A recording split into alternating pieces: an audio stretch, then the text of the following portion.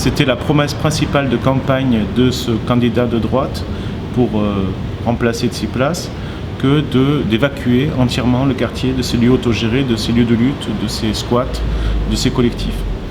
Donc du coup, le premier acte en gros de son exercice du pouvoir, c'est de frapper Exarchia aussi vite qu'il le peut, puisqu'il a promis d'en finir avec Exarchia avant un mois. Donc comme il est arrivé au pouvoir le lendemain de son élection, le 8 juillet, du coup le 8 août il aurait dû en avoir fini. Et là on se retrouve en début septembre et il n'a toujours pas réussi à évacuer Exarchia. Il a frappé un dixième des squats. Il provoque une occupation policière qui était plus importante il y a quelques jours et qui là est en train de diminuer, qui est en train de reculer. Et il a commis énormément d'erreurs en termes de communication, puisque notre bataille elle se situe aussi et surtout peut-être sur le plan de la communication.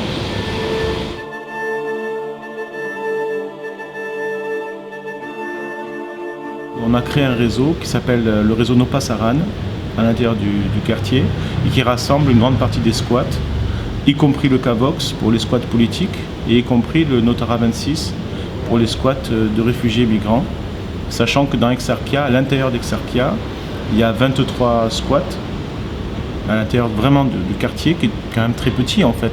Exarchia, c'est 1% de la population d'Athènes, 1% des 4 millions d'habitants d'Athènes, quoi. C'est une toute petite surface avec une toute petite place triangulaire en fait au centre, mais qui a vécu des grands moments d'histoire. Et donc sur ces 23 squats dans le quartier, il y en a 11 qui sont des squats politiques, dont le plus connu est le Cavox, donc ici, la base de Rouvekonas. Et il y a 12 squats de réfugiés migrants, dont le plus connu est le Notara 26 à l'intérieur du quartier, puisque c'est le premier squat historique d'accueil des réfugiés migrants lors de ce qu'on a appelé la crise des réfugiés, un terme que j'aime pas beaucoup, mais bon, prenons-le puisqu'il est entendu un peu partout, en 2015. Et donc c'est le 25 septembre 2015, on est bientôt à l'anniversaire, qu'a ouvert ce squat dans un bâtiment qui appartenait au ministère du Travail. Voilà, un grand immeuble dans lequel sont passées des milliers de personnes.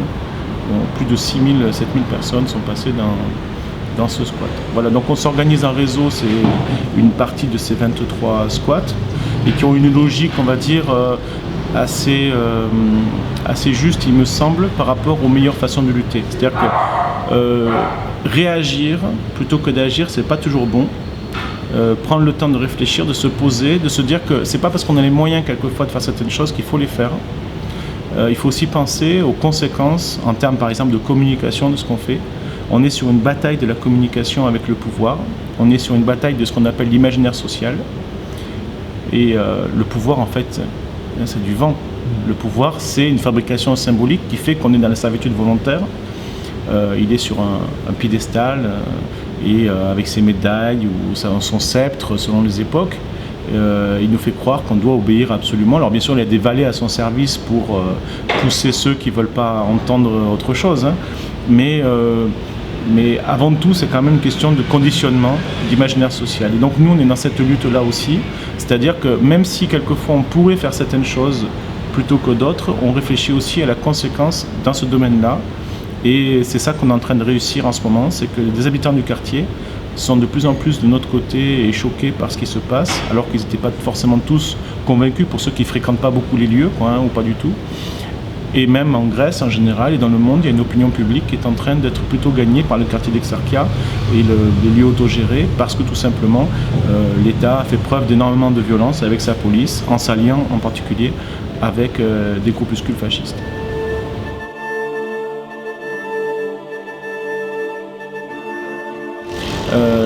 Cette police en plus portait des écussons pour certains qui étaient des écussons fascistes. Il y avait des policiers autour de Spiro Trikoupis 17, de notre squat principal évacué, qui ont été photographiés avec des écussons qui sont relatifs au fascisme en général ou à Obdoré en particulier. Il y avait les deux. Il y avait également des gens qui tournaient autour d'eux en civil, qui n'étaient pas forcément que des policiers en civil, qui n'étaient pas forcément non plus que des employés, des fonctionnaires de la mairie d'Athènes qui nettoyaient les lieux, évacuaient les choses souvent cassées dans des camions bennes. Il y avait aussi d'autres personnes en civil qui étaient manifestement membres de groupuscules fascistes, de milices. En fait, c'est des auxiliaires de police, hein, comme souvent dans les régimes capitalistes, on a souvent des fascistes en auxiliaires de police, quand c'est pas dans la police elle-même, hein, comme on sait au niveau par exemple des votes, etc., qu'il y a une forte présence. Et là, dans la rue, on a vraiment vu ça. On a vu vraiment une police clairement fasciste avec sa milice à ses côtés et qui est discutant avec elle, avec des t-shirts de Défendre l'Europe, avec des t-shirts par exemple des Ultras de la Roma, avec un groupe qui est clairement identifié comme néo-nazi. Qu'on a vu souvent par ailleurs avec des croix gammées, etc. Bref, il y a une atmosphère assez nauséabonde et on a l'impression, alors après ça c'est une hypothèse, hein, on a l'impression que l'État a vraiment choisi parmi sa police et parmi les personnes qui pouvaient l'aider pour leur radicalité contre nous. Et d'ailleurs dans les propos qu'ils ont exprimés, certains policiers et certaines personnes en civil autour d'eux, ils nous ont dit à quel point ils étaient contents de prendre leur revanche. Leur revanche par rapport au fait que Obdoré est en chute libre en Grèce. Hein. On vous parle d'Obdoré en France, mais c'est fini Obdoré, c'est terminé. Et c'est terminé pour une bonne et simple raison, une seule raison majeure, c'est parce que la lutte antifasciste en Grèce, c'est quelque chose. En fait, ces policiers, ils sont en kaki, avec des casques, avec des armes, avec des rangers, avec un équipement très très important. Ils ont aussi à leur côté une police antiterroriste qui est en fait l'équivalent de commandos parachutistes suréquipés et cagoulés, qui font très peur à tout le monde, aux enfants en particulier. Et ces gens-là, qui arrivent par centaines dans le quartier brutalement, avec des jeeps, avec des grands cars, avec des voltigeurs à leur côté, etc., se mettent à hurler, à foncer dans tous les sens, à menacer, à insulter, à frapper. Et c'est ce qu'ils ont fait quand ils sont rentrés dans le nord-ouest du quartier. Donc c'est le nord-ouest du quartier principalement qui a été touché. Ils ont attaqué 2 squats de réfugiés migrants qui sont le Spiro Trikoupi 17, qui faisait partie de nos Passaran, du réseau, et un autre squat qui est juste à côté qui s'appelle Transito 15. En fait c'est le squat voisin qui était un peu moins organisé on va dire, mais qui néanmoins fonctionnait assez bien et qui accueillait aussi beaucoup de réfugiés. Et 2 autres squats politiques, ceux-là, donc qui s'appelle Garé, et un autre qui en fait ne fonctionnait plus, dans lequel ils ont trouvé personne. C'était un squat à l'abandon. Voilà, donc en fait ils ont vraiment évacué que 3 squats, dont le squat politique Garé où il n'y avait que 3 personnes qu'ils ont pu arrêter, les autres ont réussi à fuir. Et les 2 squats de réfugiés migrants, par contre, il y avait plus de 140 personnes, 143 personnes exactement. Donc dans le squat politique, il y avait un Français sur les 3 personnes qui a été arrêté, qui a été libéré, qui est en procès le 9 septembre. Et dans les squats de réfugiés migrants, il y avait 10 personnes qui étaient sans papier. Et sur les 143 personnes en tout, donc il y avait 35 enfants, 35 mineurs. Et je peux vous dire, je ne l'ai pas encore annoncé, mais je peux vous dire qu'en fait, il y a une grande partie des réfugiés migrants qui ont réussi à s'échapper et qui ne sont pas actuellement dans ces camps horribles, lamentables, honteux, qui les attendaient. Voilà. Certains ont réussi à prendre des chemins de traverse. Par contre, je ne peux pas vous dire où ils sont, évidemment, mais sachez qu'on prend soin d'eux et qu'ils sont en lieu sûr. Ouais, c'était ma prochaine question en fait. Quand tu y réponds, ça...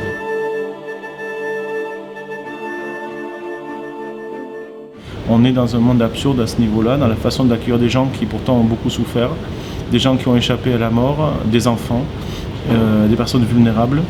Et le peu qu'on a réussi à construire avec eux pour qu'ils puissent vivre dignement, heureux et surtout libres, c'est-à-dire dans la démocratie directe, dans l'autogestion, dans une forme de convivialité presque familiale à l'intérieur de ces lieux, avec des assemblées régulières, mais aussi avec beaucoup de liens, beaucoup de fraternité, de moments forts, quoi. Et bien, tout ça a été saccagé par un pouvoir qui en fait n'a rien à proposer à la place, quoi. Ce qui est important de se comprendre, c'est que les camps, c'est des camps dans lesquels les conditions de rétention et de détention, même maintenant, puisque c'est des camps de plus en plus fermés, sont absolument lamentables, y compris au niveau par exemple, de la plomberie, de l'accès à l'eau, des latrines qui sont totalement insuffisantes et en très mauvais état.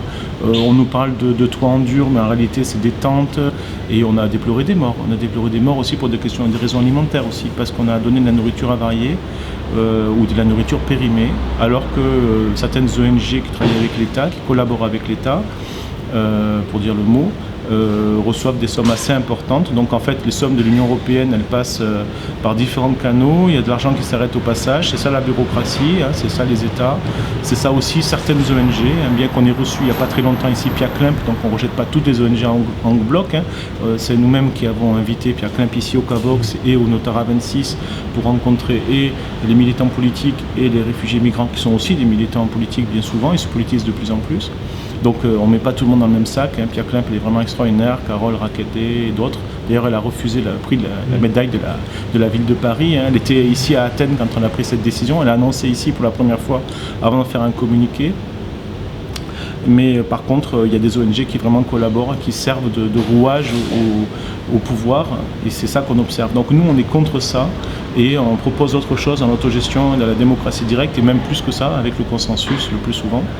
Et c'est ça qu'en fait qui est saccagé par le pouvoir, c'est en fait tout simplement une alternative qu'on montre à la société présente, cette société qui soi-disant est la seule voie possible, c'est la fin de l'histoire selon eux, mais en fait ils n'ont pas tout à fait tort, c'est la fin de l'histoire si on les laisse faire, puisque c'est une impasse écologique, sociale, politique à tout point de vue, que le monde entier est en train de devenir fasciste, que la technologie permet de plus en plus au pouvoir de contrôler la société tout entière, que le capitalisme est un véritable ravage, c'est un cataclysme pour tout ce qu'il y a sur Terre, puisque c'est chercher à faire profit de tout ce qu'on peut et tout passer sous les fourches caudines de la marchandise.